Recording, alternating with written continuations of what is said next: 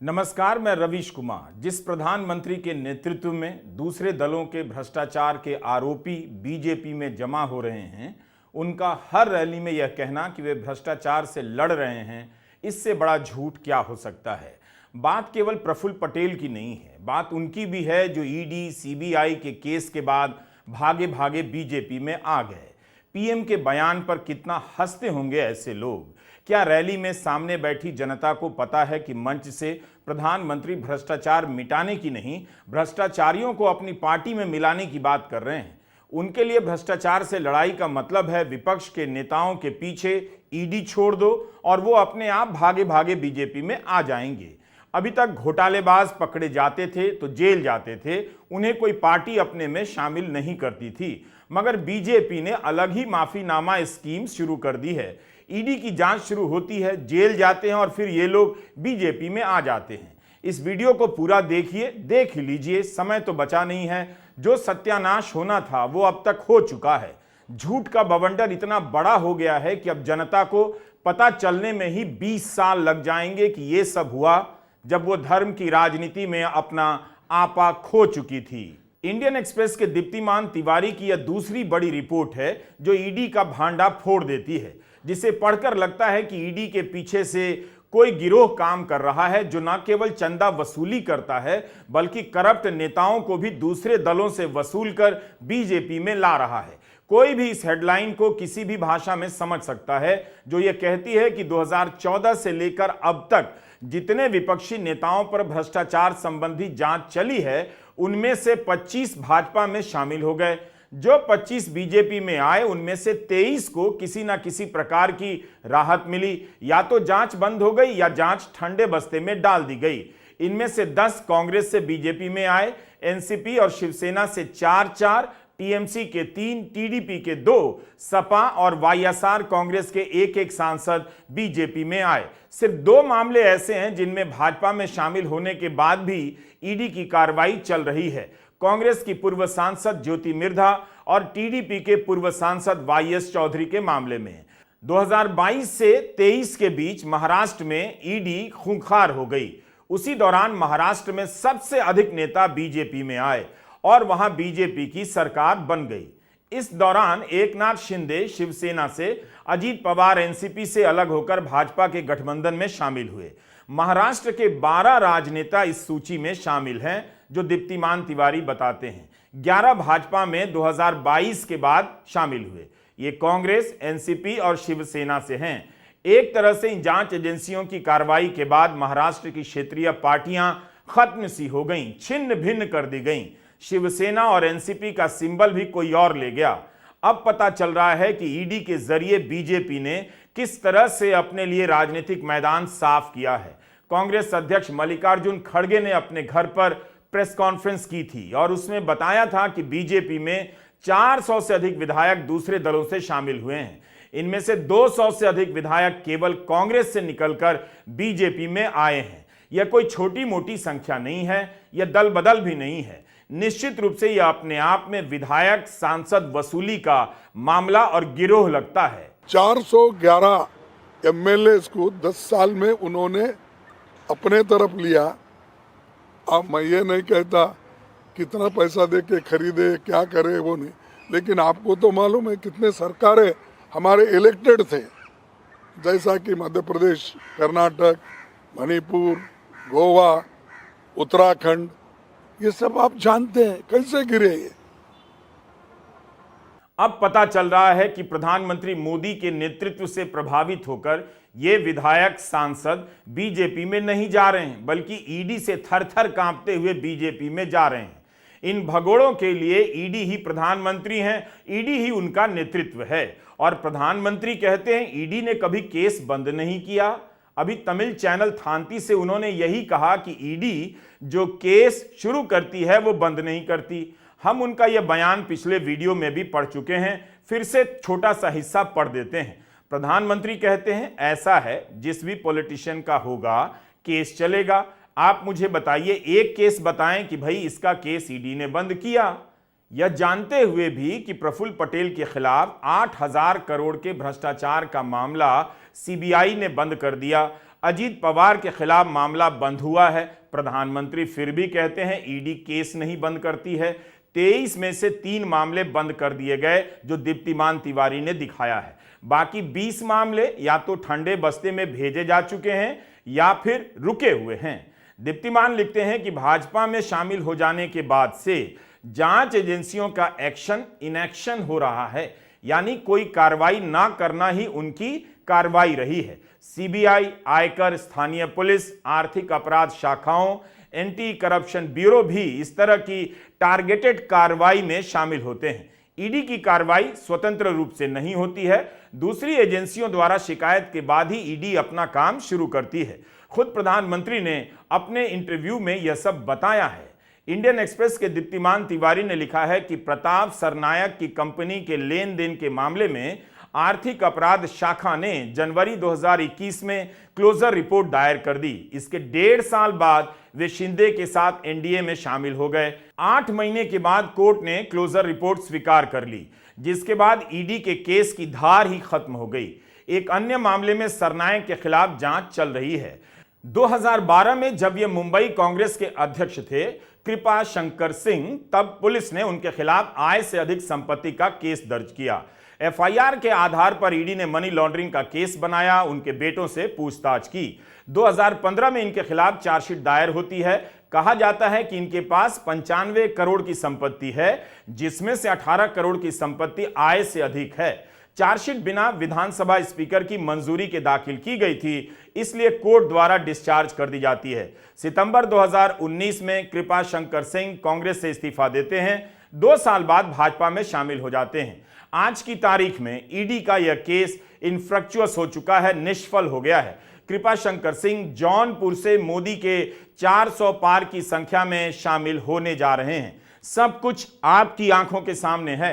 भ्रष्टाचार को लेकर प्रधानमंत्री का यह झूठ इस तरह से पकड़ा जा रहा है, फिर भी वे बोले जा रहे हैं कि भ्रष्टाचार के खिलाफ लड़ाई लड़ रहे हैं।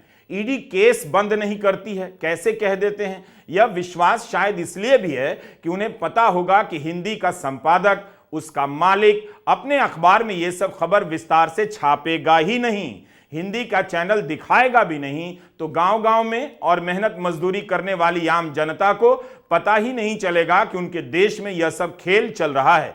इंडियन एक्सप्रेस की इस रिपोर्ट को हिंदी के अखबार आपके घरों तक पहुंचने नहीं देंगे। आप अंधेरे में हैं, आप अंधेरे में रहेंगे और प्रधानमंत्री की बात पर ताली बजाते रहेंगे। क्या भ्रष्टाचारियों को बचाना है? क्या भ्रष्टाचारियों को बचाना है? क्या भ्रष्टाचारियों को बचाना है? भ्रष्टाचार जाना चाहिए कि नहीं जाना चाहिए? भ्रष्टाचार यह अपने आप में भारत की राजनीति का सबसे बड़ा घोटाला है। एक तरफ ईडी और आईटी के छापे के बाद कंपनियां बीजेपी को 2400 करोड़ का चंदा देती हैं, दूसरी तरफ केंद्रीय जांच एजेंसियों के छापे के बाद विरोधी दल के नेता सैकड़ों की संख्या में अपनी पार्टी छोड़कर बीजेपी में आ जाते हैं। पैसा और नेता दोनों की वसूली हो रही है। यह दल बदल नहीं, वसूली है, नेता वसूले जा रहे हैं। ऐसा तो भारत की राजनीति में किसी ने आज तक नहीं किया। दिल्ली में कई जगहों पर एक होर्डिंग लगी है। इस होर्डिंग को देखते ही लगेगा कि भ्रष्टाचार मिटाने की गारंटी देने में प्रधानमंत्री मोदी का जवाब नहीं। इस होर्डिंग पर अगर आप दीप्तिमान तिवारी की यह रिपोर्ट फोटोशॉप के जरिए लगा दें तो कैसा लगेगा?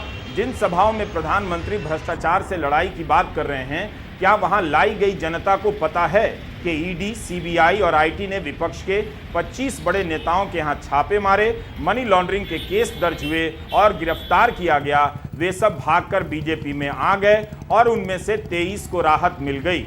वैसे बीजेपी में शामिल होने वाले नेताओं की संख्या 400 बताई जाती है। इस होर्डिंग की जगह एक दूसरी होर्डिंग भी लगाई जा सकती है, जिस पर प्रफुल्ल पटेल, अजीत पवार, नवीन जिंदल का फोटो लगा दीजिए।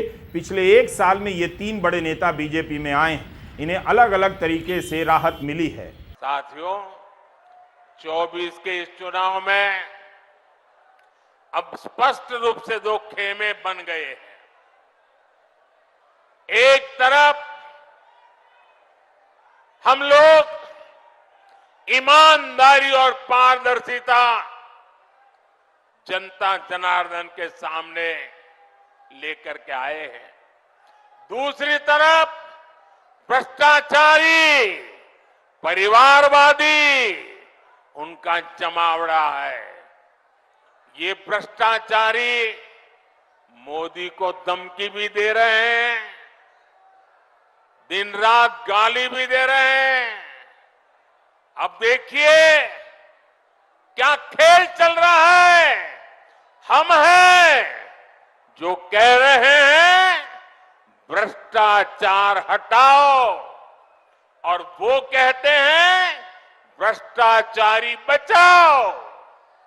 आप मुझे बताइए, भ्रष्टाचार हटना चाहिए कि नहीं हटना चाहिए? भ्रष्टाचार हटना चाहिए कि नहीं हटना चाहिए? भ्रष्टाचार से मुक्ति मिलनी चाहिए कि नहीं मिलनी चाहिए? भ्रष्टाचारी जेल जाने चाहिए कि नहीं जाने चाहिए? भ्रष्टाचारियों को सजा होनी चाहिए कि नहीं होनी चाहिए? ये देश की आवाज है। हर भ्रष्ट पर कार्रवाई जारी रहेगी। और तीसरे टर्म की शुरुआत में अब 2-2.25 महीने बाकी रहे हैं, बहुत कम समय बाकी रह गया है। तीसरे टर्म में भ्रष्टाचार पर और तेज प्रहार होगा, ये मैं आपको गारंटी देने आया हूं। क्या आप तक यह खबर पहुंची? आपके अखबार ने मोटी मोटी हेडलाइन छापकर आपको बताया कि 8,000 करोड़ के विमान घोटाले के आरोपी प्रफुल्ल पटेल अब बीजेपी के लिए हीरा मोती हो गए हैं। 8 ही महीने हुए बीजेपी के साथ आए।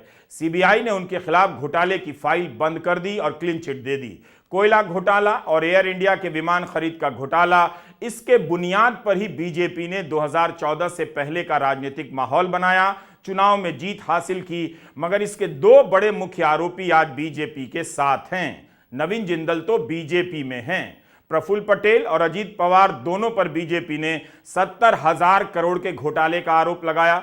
मतलब यही 2 आरोपी हैं जिन पर 1,40,000 करोड़ के घोटाले का आरोप बन जाता है, वो अब बीजेपी के साथ है। इतना बड़ा चेक बीजेपी में आ गया। क्या प्रधानमंत्री अपना ही बयान नहीं सुनते हैं कि उन्होंने पिछले साल जुलाई में भोपाल में एनसीपी के इन घोटालों को लेकर क्या कहा था? अगर मैं एनसीपी की बात करूं तो एनसीपी पर भी करीब करीब 70,000 करोड़ रुपए के घोटालों का आरोप है। महाराष्ट्र स्टेट कोऑपरेटिव बैंक घोटाला, महाराष्ट्र सिंचाई घोटाला, अवैध खनन घोटाला, इनकी लिस्ट भी बहुत लंबी है। इन पार्टियों के घोटालों का मीटर कभी डाउन ही नहीं होता। अब यही लोग बीजेपी के साथ हैं। अजीत पवार, प्रफुल्ल पटेल बीजेपी के साथ जाकर ईमानदार हो गए। जनता धर्म का कटोरा लेकर बैठी है या देखने समझने के लिए तैयार ही नहीं कि उसके साथ कितना बड़ा छल हुआ। कम से कम यही सवाल कर लेती कि केवल भ्रष्टाचारी ही बीजेपी के साथ आए हैं या 1,40,000 करोड़ का चेक भी साथ लाए हैं। वैसे 2G घोटाला भी एक बड़ा मुद्दा था, लेकिन चंदे का धंधा घोटाले में यह रिपोर्ट आई तो सही कि सैटेलाइट स्पेक्ट्रम की नीलामी होनी थी, मगर नीलामी नहीं हुई। नीलामी की प्रक्रिया समाप्त कर दी गई और जैसे ही समाप्त हुई, एयरटेल भारती ने नीलामी हटाने से पहले और बाद में बीजेपी को 150 करोड़ का चंदा दे दिया। उसके बाद एयरटेल के समूह की कंपनी को स्पेक्ट्रम के लिए अप्लाई करने का लाइसेंस मिल जाता है। लेकिन यह खबर भी आप तक मोटी मोटी हेडलाइनों के साथ नहीं पहुंची होगी। आपके अखबार और चैनल ने आपके साथ धोखा किया है। खुद बीजेपी ने आरोप लगाया था कि जब प्रफुल्ल पटेल नागरिक विमानन मंत्री थे 2005-06 के बीच, तब एयर इंडिया और इंडियन एयरलाइंस के लिए 111 विमान खरीदने का करार हुआ। विमान की जरूरत नहीं थी, मगर रिश्वत की लालच में यह खरीद की गई और 70,000 करोड़ का घोटाला हुआ। प्रफुल्ल पटेल को लेकर तब के मीडिया और आज के गोदी मीडिया ने अनगिनत रिपोर्ट की है। लेकिन जब क्लीनचिट की खबर आई, सीबीआई के जांच बंद करने की खबर आई, तो बहुत साधारण तरीके से इन खबरों को निपटा दिया गया। पुरानी खबरों और आरोपों का विस्तार से वर्णन नहीं किया गया। जनता को याद ही नहीं दिलाया गया कि उसे किस तरह से बेवकूफ बनाया गया है। क्या प्रफुल्ल पटेल इतने लोकप्रिय नेता हैं कि उनके बिना बीजेपी को 400 सीट नहीं आएगी, इसलिए चुनाव शुरू होने के बाद सीबीआई ने उनके खिलाफ यह जांच बंद कर दी? क्या बीजेपी ने इस बात के लिए देश से माफी मांगी है कि उसने 2011 के साल से एयर इंडिया और इंडियन एयरलाइंस के लिए खरीदे गए विमानों को लेकर 70,000 करोड़ के घोटाले के आरोप लगाए हैं? बार बार प्रफुल्ल पटेल का नाम लिया है, कई बार संसद में चर्चा के लिए नोटिस दी, बीजेपी के नेताओं ने अनगिनत प्रेस कॉन्फ्रेंस किए। अब उस घोटाले का चेहरा यानी प्रफुल्ल पटेल करप्ट से ईमानदार हो गए, एनसीपी के रास्ते बीजेपी के पार्टनर हो गए। हम 2011 के एक प्रेस कॉन्फ्रेंस का वीडियो दिखाना चाहते हैं। बीजेपी के नेता राजीव प्रताप रूडी कितनी गंभीरता से बता रहे हैं। तब तो विपक्ष के पास न जाने कहां से डॉक्यूमेंट भी मिल जाता था। आज चुनावी चंदे का सारा दस्तावेज सामने है, मगर कोई अखबार छापता तक नहीं। लेकिन आप इस हिस्से को जरूर सुनिए। और मैं आज आपको एक कागज भी सर्कुलेट करूंगा, क्योंकि कहीं ना कहीं एक जिम्मेवारी तय करनी है। और मैं अपने मित्र श्रीकांत जी से कहूंगा कि जो वो अंतिम निर्णय था, हम जानते हैं कि शुरू में ये तय हुआ था कि एयर इंडिया के लिए 18 विमान खरीदे जाएंगे 2004 में, जिसमें 18 छोटे विमान और 10 मीडियम कैपेसिटी के विमान खरीदे जाने थे 2004 में। और ठीक एक वर्ष के भीतर ये 28 की संख्या बढ़ करके, मैं फिर से दोहराना चाहूँगा कि एक वर्ष के भीतर 28 की संख्या बढ़कर के 68 हो गई। और उसमें 53 विमान फर्म बेसिस पर, जो बहुत महत्व रखता है क्रय के लिए, और 15 विमान खरीदे जाने थे ऑप्शनल बेसिस पर। किस आधार पर एक समिति ने, और वो समिति किसकी अध्यक्षता में थी वो मैं बताना चाहूँगा। ये समिति जो एम्पावर्ड ग्रुप ऑफ मिनिस्टर्स था, this was headed by mister Chidambaram, then as the finance minister. और मैं आपको ये आज प्रधानमंत्री कार्यालय का एक पत्र, जिसमें उन्होंने भी इसे अनुमोदित किया है, और उसके साथ पूरे उस बैठक के मिनट्स, और मैंने उसके नीचे जो एक सेंटेंस है मात्र, air India will place the entire order for 68 aircraft with Boeing on firm basis. In what capacity did the EGOM have the authority to increase the vendor's order, to give the entire order A, to take the numbers from 28 to 68, B, to confirm what was proposed by Air India as an optional basis? ये एक बड़ा सवाल है जिसमें, और इसमें चिदम्बरम साहब का हस्ताक्षर है और चिदम्बरम साहब और प्रधानमंत्री जी की सहमति है।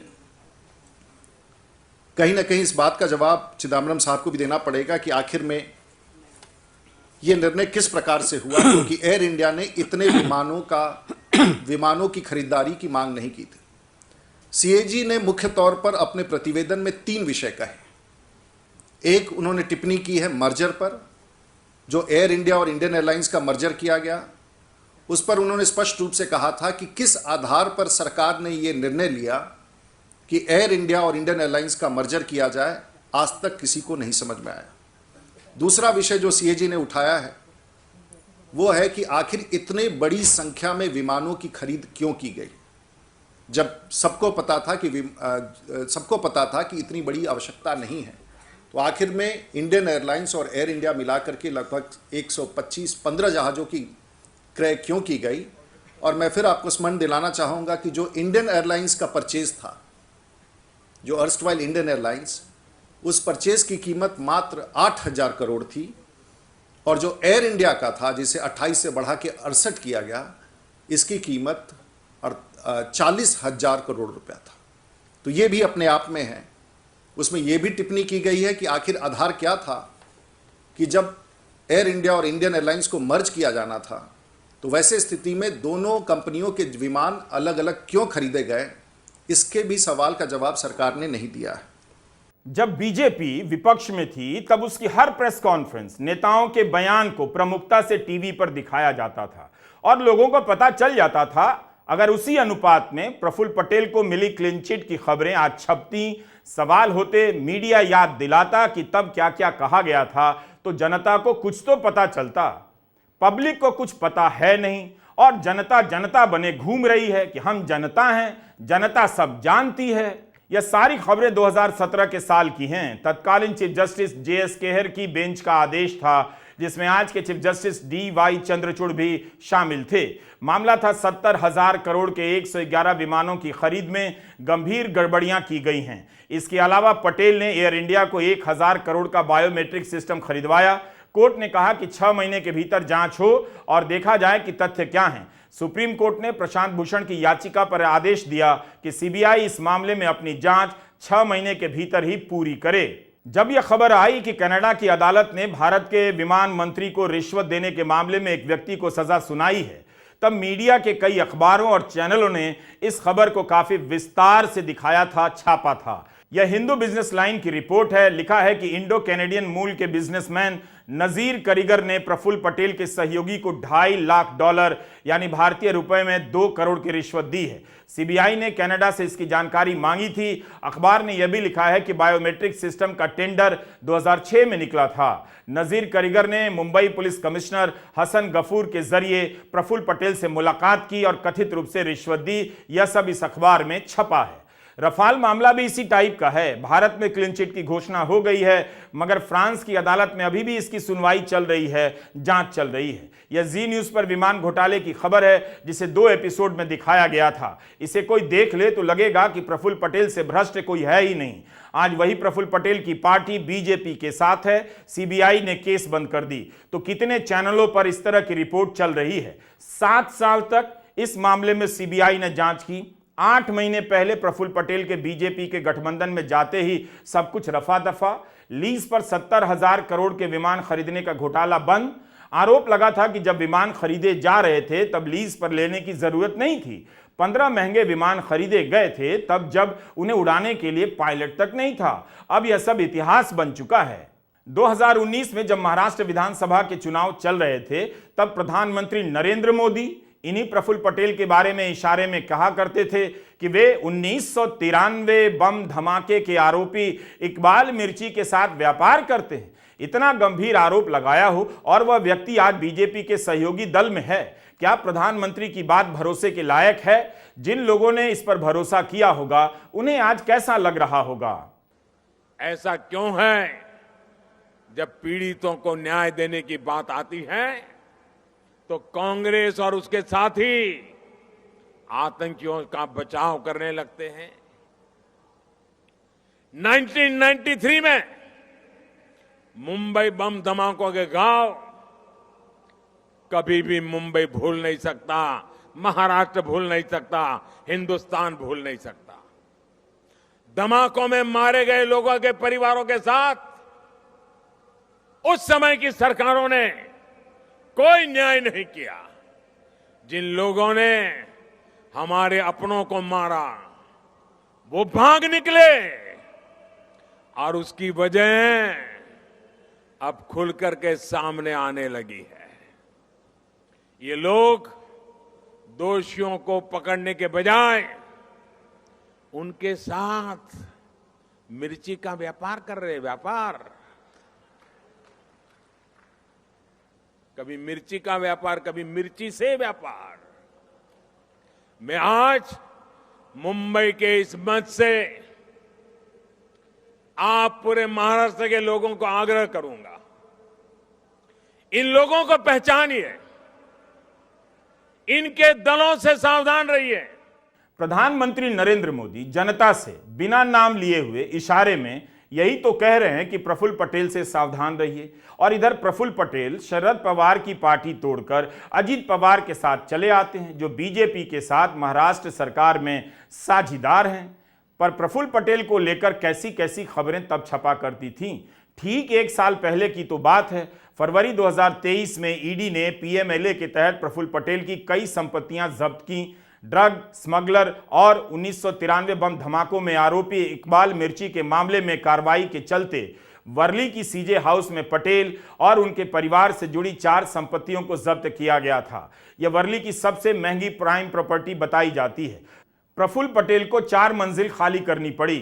इसी इमारत में इकबाल मिर्ची की भी 2 मंजिलें जब्त हुई हैं। ईडी की जांच इकबाल मिर्ची से जुड़े मनी लॉन्ड्रिंग के मामले में चल रही थी। इसी सीजे हाउस में अब ईडी ने अपना दफ्तर भी बना लिया है।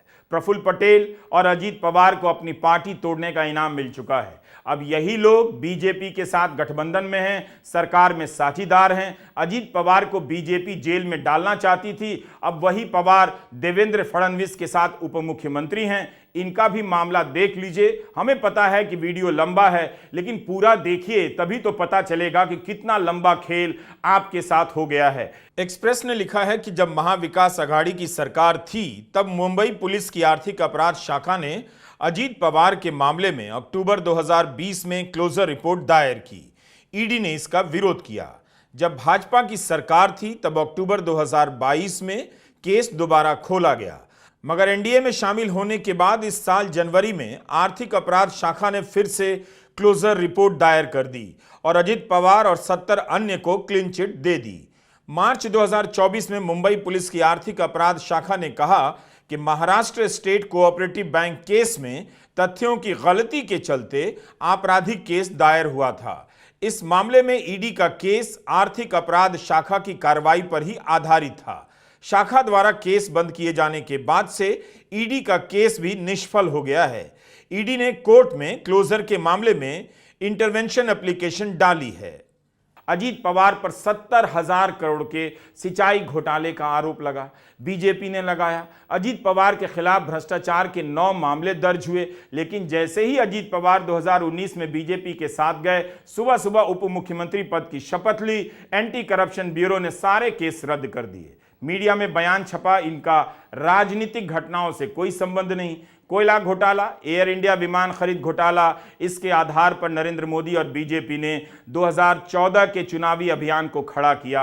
आज इस 2 बड़े घोटाले के 2 मुख्य किरदार प्रफुल्ल पटेल, नवीन जिंदल बीजेपी के साथ हैं। 2012-13 का भारत और उसका मीडिया बहुत अलग था। बीजेपी के हर बयान को खूब बढ़ा चढ़ाकर छापता था और अपनी भी खोजी रिपोर्ट करता था। जनता के बीच बात पहुंचती थी कि मनमोहन सिंह की सरकार भ्रष्ट है, जानी चाहिए, चली भी गई। यह भी बीजेपी का ही विज्ञापन है जो आपको इस होर्डिंग से नहीं पता चलेगा। हरियाणा बीजेपी के फेसबुक पेज पर यह सार्वजनिक सूचना दी गई है। कांग्रेस से भागकर बीजेपी में आए और कुरुक्षेत्र से बीजेपी के लोकसभा उम्मीदवार के बारे में सूचना है कि उन पर कोयला ब्लॉक घोटाले और मनी लॉन्ड्रिंग का केस चल रहा है। यही विज्ञापन कुरुक्षेत्र के अखबारों में भी छपा है। अब आप दोनों को अलग अलग रख कर देखिए, फिर पूछिए कि भ्रष्टाचारियों को कौन बचा रहा है, विपक्ष या प्रधानमंत्री नरेंद्र मोदी। कोयला घोटाले में आपका नाम ले रहे हैं लोग, ऐसे लोगों के लिए क्या जवाब है? कोई बात नहीं, ऐसा है जी, ये राजनीति में जो है लोगों को जो है हर तरह के सवाल पूछने का हक है उनका। आप लोगों का, जितने आप हमारे पत्रकार भाई हो, बहनें हैं, आप लोगों का पूरा हक है कि जो भी मन में आप लोगों के सवाल आए तो वो आप लोग जो है, आपका पूरा हक है, आप पूछ सकते हो। और मेरे पास जो है, मैं सब कुछ जो है खुली तरह से, मेरा जो जीवन है एक खुली किताब है, तो सब लोग जो है जानते हैं, आप सब पहचानते हो कि किसके मन में क्या है क्या नहीं है। हम बहुत ही सीधे साधे लोग हैं और भगवान की कृपा से, ईश्वर की कृपा से बाबूजी ने मेहनत की, हम सब ने भाइयों ने बहुत मेहनत की है और पूरे देश के अंदर आज जो है बहुत से कारखाने लगाए हैं जहाँ पर लाखों लोग रोज़गार पा रहे हैं।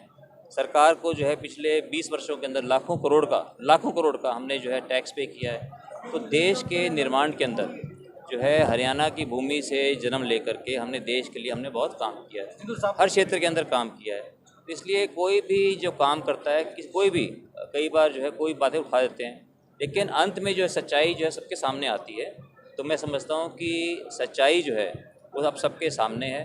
10 साल से ज़्यादा हो गया। आरोप तो आप किसी के ऊपर कोई भी आप आरोप लगा सकते हैं, लेकिन मैं जानता हूं कि लोगों का मेरे ऊपर विश्वास है, न्यायपालिका के ऊपर हमारा विश्वास है और अंत में जो है मैं समझता हूं कि सब कुछ जो है ये लोगों को साफ हो जाएगा कि आपका, उनका भाई, उनका बेटा जो है बिल्कुल सही है और उसने कोई गलत काम नहीं किया। बस यही एक बयान है। सवाल भी ठीक से नहीं पूछा जाता है। स्थानीय पत्रकार भी क्या करें, कितना कुछ उनका दांव पर लगा होता है। बड़े बड़े चैनल और उनके एंकर झुक गए, ये किसके लिए जोखिम उठाएं। यही कारण है कि केस बंद होने के बाद प्रफुल्ल पटेल के घर के बाहर मीडिया नहीं गया और ना ही नवीन जिंदल के बाहर। इस तरह से भ्रष्टाचार और सिस्टम को सबके सामने मैनेज किया जा रहा है। कांग्रेस आज विपक्ष में है, जिसके खातों को आयकर विभाग ने जब्त कर दिया था। खाते से जबरन पैसा ट्रांसफर करा लिया। 1823 करोड़ का आयकर विभाग ने नोटिस भेज दिया। बात सुप्रीम कोर्ट तक पहुंची, तब जाकर आयकर विभाग ने बोला चुनाव तक सख्ती नहीं करेंगे। हालत यह हो गई है कि कांग्रेस अपनी प्रेस कॉन्फ्रेंस में वॉशिंग मशीन लेकर आ रही है ताकि मीडिया दिखाए, लोगों को पता तो चले, मगर सब कुछ आधा अधूरा छप रहा है, लोगों को पता तक नहीं चल रहा। अच्छी तरह दिखाइए, पढ़िए इस पे क्या लिखा है भाई, उधर भी दिखाइए, सब जगह मांग है इस मशीन की। देखिए इस मशीन की कितनी मांग है।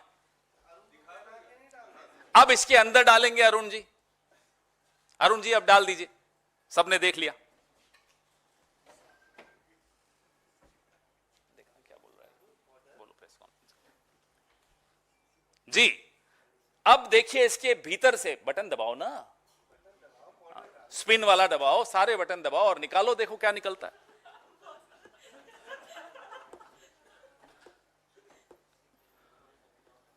आज की प्रेस वार्ता मोदी जी जरूर देख रहे होंगे। अब ये देखिए साफ होकर क्या निकला।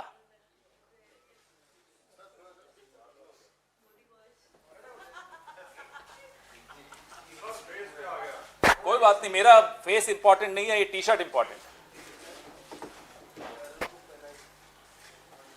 देख लिया आपने। अब आप ही बताइए कि ऐसे में भ्रष्टाचार के आरोपों को लेकर प्रधानमंत्री मोदी की क्या विश्वसनीयता रह जाती है। उन्हें अपनी विश्वसनीयता की परवाह है या नहीं, क्योंकि पता है शायद उन्हें कि मीडिया पहले की तरह सवाल नहीं कर पाएगा, जमकर दिखाएगा भी नहीं। ईडी और केंद्रीय जांच एजेंसियों का इस्तेमाल खतरनाक स्तर पर पहुंच गया है। इनके डर से आम लोगों ने बोलना बंद कर दिया। पहले व्यापारिक संगठन कितना खुलकर बोला करते थे, अब तो आवाज ही उनकी सुनाई नहीं देती है कि छापे के बाद भी चंदा देना पड़ा, मजबूरी में दे आए या खुशी खुशी नाचते हुए करोड़ों रुपए का चेक लेकर गए थे। अभी सारे अखबारों में एक खबर छपी कि बंगाल में ईडी ने 3000 करोड़ की संपत्ति जब्त की। प्रधानमंत्री कानूनी रास्ता निकाल रहे हैं, कैसे जनता में बांट दें। क्या उसी मीडिया ने उनसे सवाल किया कि 15 लाख रुपए देने का भी वादा किया गया था, क्या वो बांटा जा सका है? उस मीडिया ने यह सवाल पूछा कि 1,40,000 घोटाले के 2 आरोपी बीजेपी के सहयोगी बन गए हैं। एक ही आरोपी पर 70,000 करोड़ के घोटाले के आरोप लगे हैं, बीजेपी ने लगाए हैं। अब बीजेपी उनके साथ कैसे है, उन पैसों को कब जनता के बीच बांटेगी? दीप्तिमान तिवारी ने इंडियन एक्सप्रेस में बंगाल के संदर्भ में एक महत्वपूर्ण जानकारी लिखी है। शुभेंदु अधिकारी बीजेपी के अब सबसे बड़े नेता हैं, लेकिन जब तक तृणमूल में थे सबसे बड़े भ्रष्ट थे। जैसे ही बीजेपी में आए, केस ठंडे बस्ते में डाल दिया गया। आज शुभेंदु अधिकारी बंगाल में विधायक हैं, लेकिन सीबीआई 2019 से लोकसभा स्पीकर की मंजूरी का इंतजार कर रही है ताकि शुभेंदु अधिकारी के खिलाफ नारदा स्टिंग मामले में मुकदमा चलाया जा सके। बीजेपी को पता है कि यूट्यूब से ऐसी बातें ज्यादा से ज्यादा 40 लाख 50 लाख लोगों तक पहुंचेंगी, मगर गोदी मीडिया के चैनल और अखबारों से तो करोड़ों लोगों तक पहुंच सकती थी। एक बार वहां इन बातों को लेकर डिबेट बंद हो जाए, चैनल मैनेज हो जाएं, खोजी पत्रकारिता बंद हो जाए, जनता को किसी सूरत में पता ही नहीं चलेगा कि इतना बड़ा घोटाला हुआ। इतनी बड़ी संख्या में घोटालेबाजों को शामिल करने वाली भाजपा आज भारत की अकेली पार्टी हो गई है और जनता को बताया जा रहा है कि राम राज्य आ गया, राम का मंदिर बन गया है। जनता को क्या पता कि इस राम राज्य के सबसे बड़े लाभार्थी अजीत पवार और प्रफुल्ल पटेल हैं। नमस्कार, मैं रविश कुमार।